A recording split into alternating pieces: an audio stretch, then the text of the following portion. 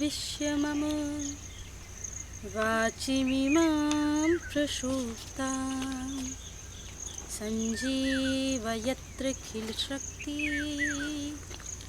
धरः स्वधाम्ना अनन्यास हस्तचरण श्रवणत्वगादि प्रणमो भगवते पुरुषाय तुभ्यम्। जय श्री कृष्णा, नमस्कार। जैसा कि पूर्व सोशल मीडिया के सभी प्लेटफॉर्म के माध्यम से आप सभी को पता ही चला होगा कि हम 7 दिन की एक छोटी सी श्रृंखला प्रारंभ कर रहे हैं, जिसका नाम हमने रखा है पाश्चात्य से सनातन की ओर। वास्तव में जिस संस्कृति में हम जी रहे हैं, जहां हमने जन्म लिया, हम बहुत सौभाग्यशाली हैं। और आज हम पाश्चात्य सभ्यता के रंग में ऐसे रंग गए हैं कि हमारा खान पान, रहन सहन, वातावरण सब कुछ प्रदूषित हो गया है। मैंने छोटा सा प्रयास किया कि क्यों ना एक 7 दिन की छोटी सी श्रृंखला बना करके आप सभी के सन्मुख आऊँ और अपने हृदय की छोटी सी कुछ बातें जो मुझे ज्ञात है, जो मैंने कुछ पढ़ी हैं, जो मैंने कुछ सीखी हैं, मैं आप सभी लोगों के साथ भी साझा करूं। इन 7 दिन की श्रृंखला के विषय में मैं बस थोड़ी सी जानकारी पूर्व में आज आपको इसलिए दे रही हूं कि मैं चाहती हूं कि आज से 7 दिन तक मैं जो भी चीज़ें आपको बताऊं वो आप नियमबद्ध होकर के पालन करें।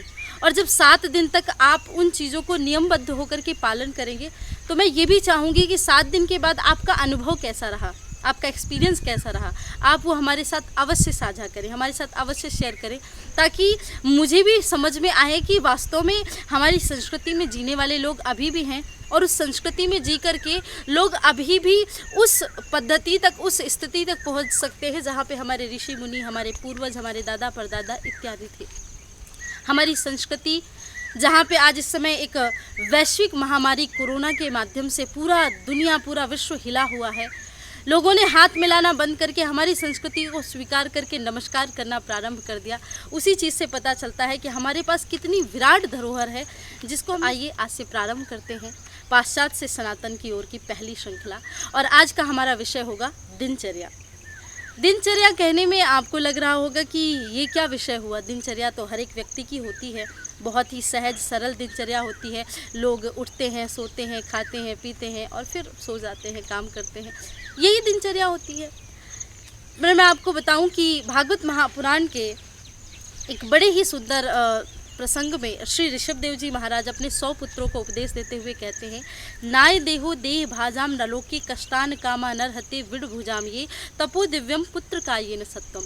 नर का तन सिर्फ दिन भर भोजन करना, स्नान करना, काम करना, परिवार के साथ रहना, बच्चे प्रकट करना, यही काम नहीं है। इस शरीर से दिव्य तप भी करना चाहिए। हमारे ऋषि मुनियों की दिनचर्या को आपने देखा होगा, कितनी सुंदर, सुगम, सरल दिनचर्या थी। हमसे कहीं कम टेक्नोलॉजी में वो रहते थे। हमारे पूर्वजों को देखिए, इतनी बड़ी बड़ी मल्टीनेशनल कंपनियां नहीं हुआ करती थी, इतने बड़े बड़े संसाधन नहीं हुआ करते थे, लेकिन हम उनकी ज़िंदगी हमसे कहीं ज़्यादा आसान थी और कहीं ज़्यादा स्वस्थ और कुशल रहते थे। उनका इम्यून सिस्टम इतना ज़्यादा स्ट्रॉन्ग था कि आज जिस प्रकार से लोग कहते हैं कि कोरोना से बचने के लिए, क्योंकि अभी कोई दवाई नहीं है, तो लोगों को सिर्फ उनकी इम्यूनिटी अच्छी होनी चाहिए। तो उस इम्यून सिस्टम के लिए, जिसके लिए आज हम तरस रहे हैं, आज हमारा इम्यून सिस्टम खराब हो गया है। हमारे पूर्वजों में से कोई इक्का दुक्का कभी बीमार पड़ता था ना, इतने हॉस्पिटल्स होते थे ना, इतनी सारी चीज़ें होती थी।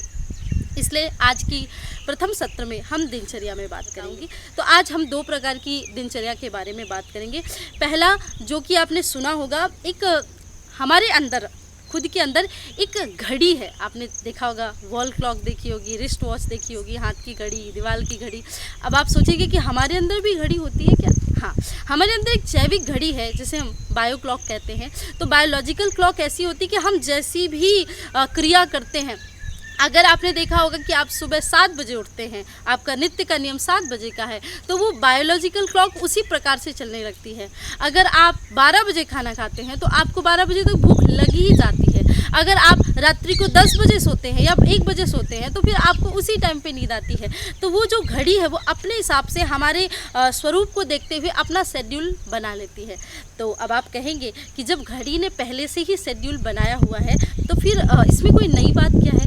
नई बात यह है कि हमारे यहाँ कहा जाता है, वैज्ञानिक सैद्धांतिक चीज़ें भी ये हैं कि 21 दिन तक अगर हम कोई चीज़ कंटिन्यूअस करते हैं तो वो हमारे बोलचाल की दिनचर्या में और हमारे कार्य जीवन शैली में एक तरीके से पूरी तरीके से रम जाती है।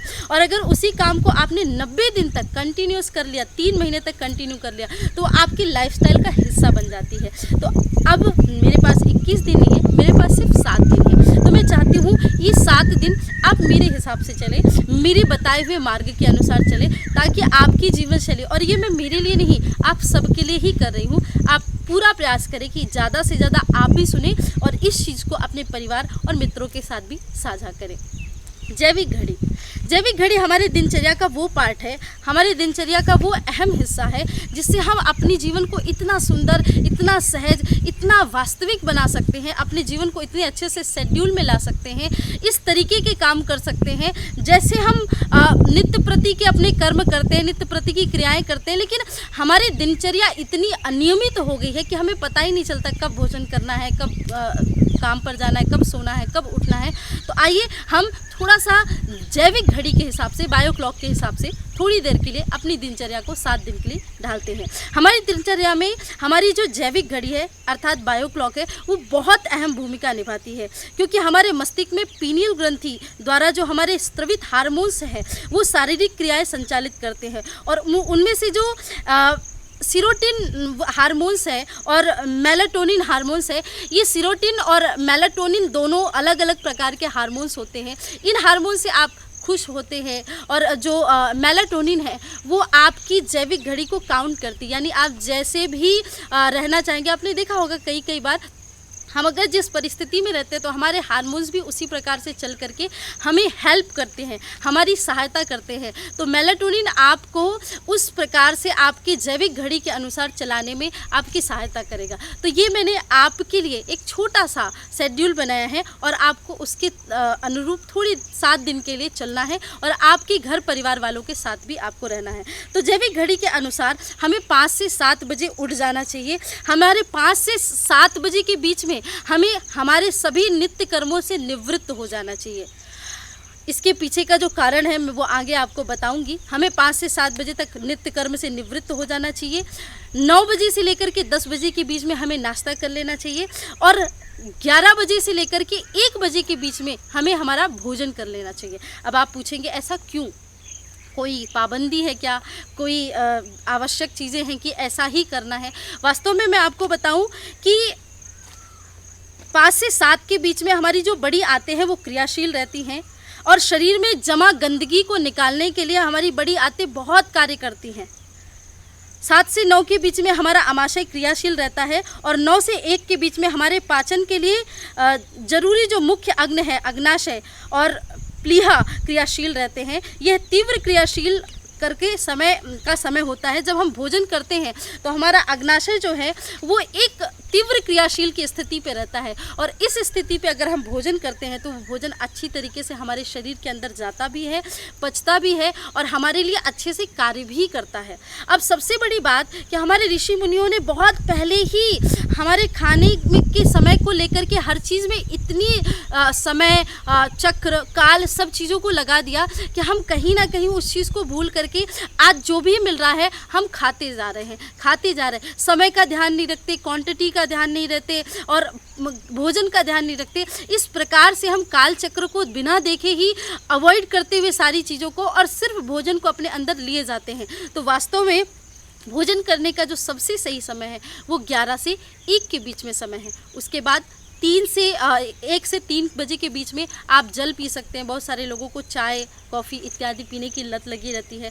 आपने भारतीय पेय पदार्थों को देखा तो जड़ी बूटियों की खदान है भारत। हम पहले काढ़ा पीते थे, हम पहले बहुत तरह की जड़ी बूटियों से निर्मित पेय पदार्थ पीते थे। अब हम चाय और कॉफ़ी में शिफ्ट हो गए हैं, और बहुत सारे लोग तो अन्य दूसरे पेय सामग्रियों में भी शिफ्ट हो गए हैं। मैं आप सभी से निवेदन करती हूँ कि आप जितना ज़्यादा से ज़्यादा हो सके, हमारा जो शरीर है वो 70% वाटर और 30% दूसरी चीज़ों से बना है, तो हम बॉडी में 70% खाना डालते हैं और 30% से भी कम पानी डालते हैं। ज़्यादा से ज़्यादा पानी पीने की कोशिश करें और इस प्रकार से नित्य कर्म करें।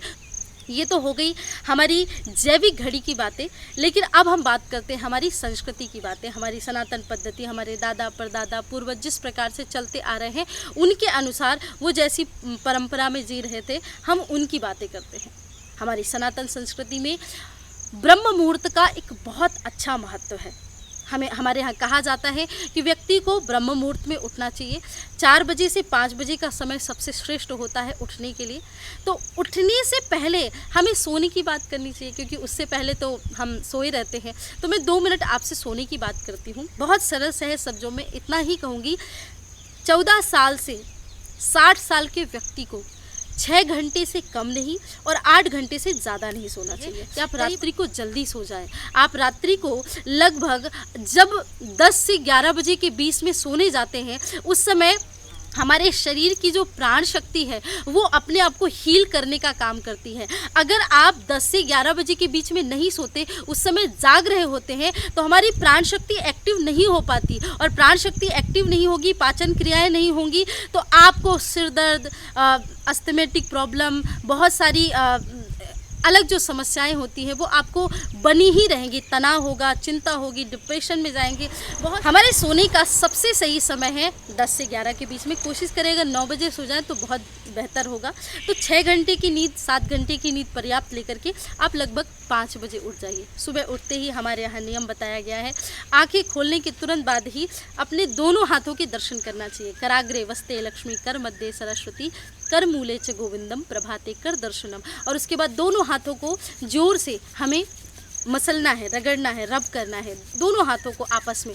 तब तक उसको मसलते रहें, तब तक उसको रब करते रहें जब तक हमारे हाथों में ऊर्जा का संचार ना हो, और फिर धीरे से अपनी आंखों में और अपने संपूर्ण शरीर में उस ऊर्जा को लगा लें। अब आप कहेंगे कि ये करने का नियम क्यों बनाया गया? तो सबसे पहली बात, जब हम सुबह सुबह उठते हैं तो हमारे सनातन पद्धति के अनुसार हमारे हाथों में लक्ष्मी का वास होता है, और हम दिन भर लक्ष्मी के पीछे भागते हैं। तो सुबह सुबह लक्ष्मी के दर्शन करके जाना शुभ होता है। भगवान कृष्ण का वास होता है। दूसरी बात, आपने एक्यूप्रेशर थेरेपी देखी होगी, जो कि हाथों से की जाती है, लेकिन सिर दर्द ठीक होता है, पेट दर्द ठीक हो जाता है, घुटने का दर्द ठीक हो जाता है। आपको समझ में आया ऐसा क्यों?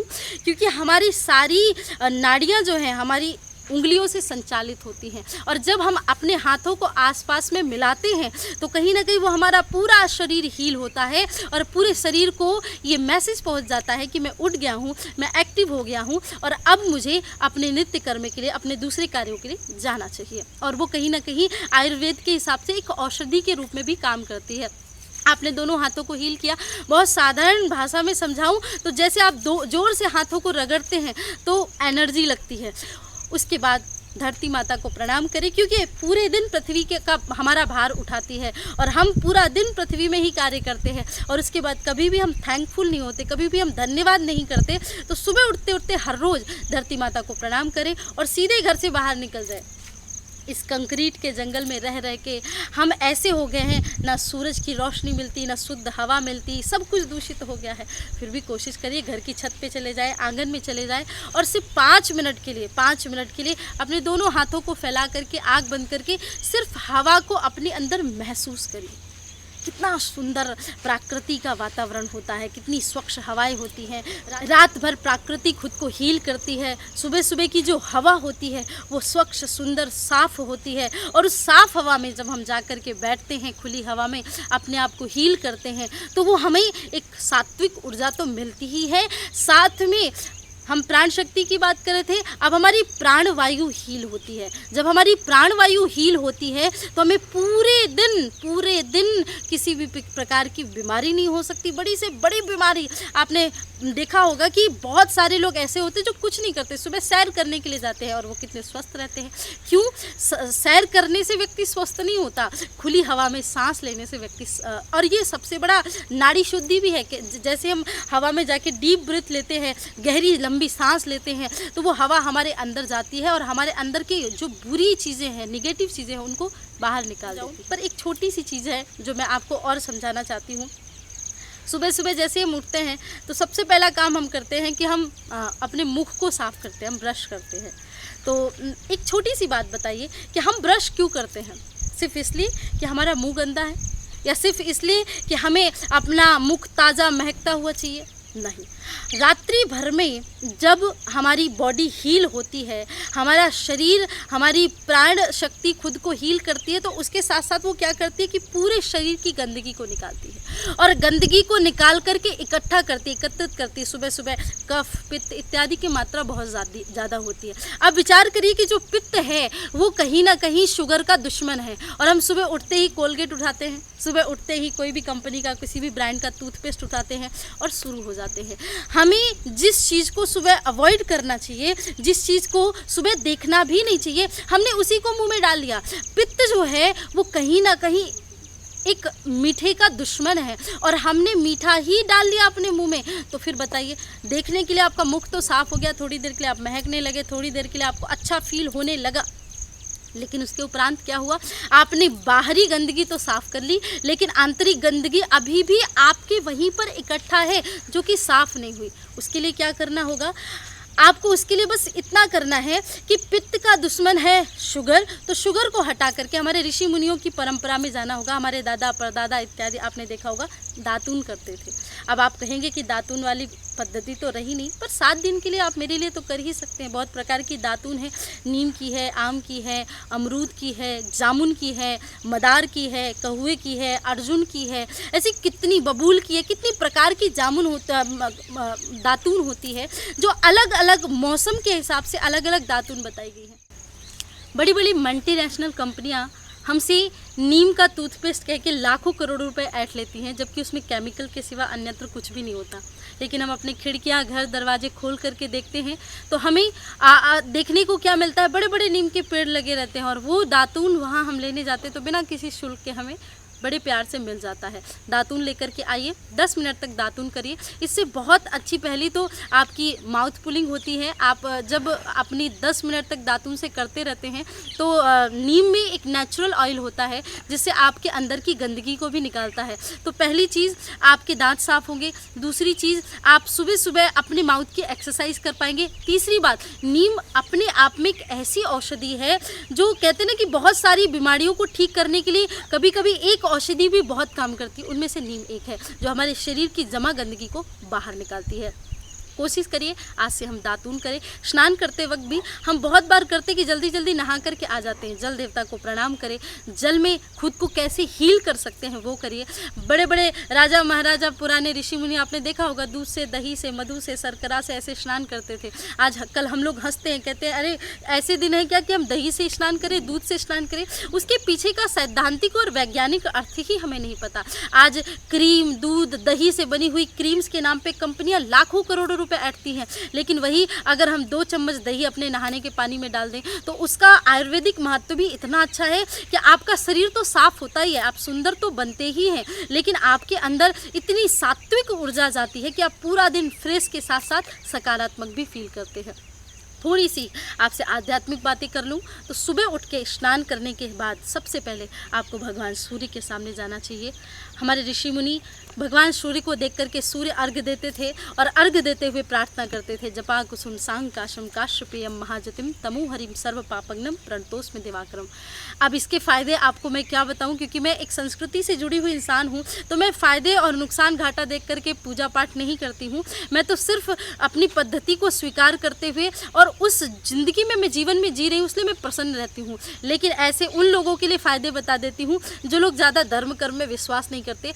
आजकल शहरों की लाइफ में हर आदमी के अंदर विटामिन डी की कमी होती ही है। आप सूर्य के सामने 5 मिनट के लिए अर्घ्य देने के लिए खड़े हो जाइए, आपको जीवन में कभी भी विटामिन डी की प्रॉब्लम नहीं होगी। दूसरी बात, आँखों की रोशनी तेज होती है। त्राटक करने से, सूर्य को देखने से कभी भी ज़िंदगी में मोतियाबिंद जैसी परेशानी नहीं आती और ऐसी हजारों समस्याएं जो हैं भगवान सूर्य को अर्घ्य देने से चली जाती हैं। आप अपनी पूजा पाठ भी करें। भगवान के पास कुछ नहीं आता तो जाकर के थोड़ी देर के लिए बैठ जाइए, भगवान को निहारते रहिए और भगवान को प्रणाम करके फिर चले आइए। हमारे नित्य प्रति का भोजन इत्यादि भी ऐसा स्वच्छ, साफ, सुंदर होना चाहिए कि जिसमें किसी जीव जंतु की हत्या ना हो और हम सात्विक तरीके से भोजन करें और माताओं से भी जो ये वीडियो देख रहे हैं उनसे भी निवेदन करूँगी। पहले के नियम ऐसे थे, स्नान इत्यादि करके किचन में जाते थे, रसोई में जाते थे और सुंदर सात्विक भोजन बनाया जाता था। और भोजन की माताएं बहुत से भाग बनाती थी। पहली रोटी गाय को देती थी, उसके बाद अपने घर परिवार को खिलाती थी, आखिरी रोटी कुत्ते को खिलाती थी। इस प्रकार की पद्धति को हम अपनी दिनचर्या से मिटा चुके हैं और उस पद्धति को अगर हमने अपनी दिनचर्या से ही मिटा दिया तो वास्तव में हम कहीं ना कहीं एक बहुत बड़े गर्त की ओर जा रहे हैं। भोजन करने जब भी बैठे तो सबसे विशेष ध्यान रखें कि ये भी देखिए कि आसपास के लोगों ने भोजन किया है कि नहीं। इस वैश्विक महामारी के समय में बहुत सारे लोगों के घर में भी अकाल पड़ा हुआ, कहे भले एक रोटी कम खाएं लेकिन उनको भी खिलाएं। और सबसे बड़ी बात, भोजन करने से पहले अन्नदाता को प्रणाम अवश्य करें। सबसे पहले माता अन्नपूर्णा को और भगवान को प्रणाम करें कि अन्नपूर्णे सदा पूर्णे शंकर प्राण वल्लभे ज्ञान वैराग्य सिद्ध्यर्थम भिक्षाम देहि च पार्वती। हे माँ अन्नपूर्णा, आपकी कृपा से भोजन मिला है। हे अन्नदाता, हे प्रभु, आपकी कृपा से भोजन मिला है। हम आपको प्रणाम करते हैं और आपका धन्यवाद करते हैं। भगवान को भोग लगा करके भोजन करें और फिर अपनी दिनचर्या को बहुत अच्छे से प्रारंभ करें। अच्छे काम करें, सुंदर तरीके से लोगों के साथ रहें, सद्भाव रखते हुए लोगों के साथ बढ़ें। संध्या के समय अपने घर के आंगन में तुलसी का वृक्ष होगा तो छोटा सा दिया घी का हर रोज जलाएं। तुलसी का एक ऐसा पौधा है, तुलसी, जो 24 घंटे ऑक्सीजन देता है। शाम के समय तुलसी के सामने दिया लगाने से आपको आध्यात्मिक महत्व तो है ही उसका, लेकिन वैज्ञानिक महत्व भी बहुत अच्छा है। आपके घर में सुख शांति भी बनी रहेगी तुलसी माता की सेवा से और आपको 24 घंटे ऑक्सीजन भी मिलती रहेगी। यही आपकी दिनचर्या है। समय से उठें, समय से सोएं और इस प्रकार से अपनी दिनचर्या को 7 दिन के लिए मेरे हिसाब से मेरे साथ रह कर के ढालें और बाद में अपने अनुभव अवश्य बताएं। मिलते हैं कल आप सभी से एक सुंदर सी एक नई चर्चा लेकर के और 7 दिन के इन 7 विषयों के बारे में आपको हर दिन नई नई जानकारी मिलेगी। कोशिश करिए, अगर आज मैंने आपको ये बताया है तो कल से उसे फॉलो करें। जो मैं आपको कल बताऊंगी उसे आप परसों, ऐसे नित्य प्रति की दिनचर्या को मैं जैसे आपको बताती जाऊंगी, उन चीज़ों को अपने जीवन में आप थोड़ा धारण करते जाइए। मेरा पूर्ण विश्वास है आपका आने वाला समय सुखद होगा, सुंदर होगा, मंगलमय होगा और आपकी सुंदर मंगलमय कामना के साथ साथ यही प्रार्थना करती हूँ, आप सभी अपने अपने घरों में सेफ रहिए, सुरक्षित रहिए, प्रसन्न रहिए और आप सभी से आज के लिए मैं विदा लेती हूँ। जय श्री कृष्णा, राधे राधे।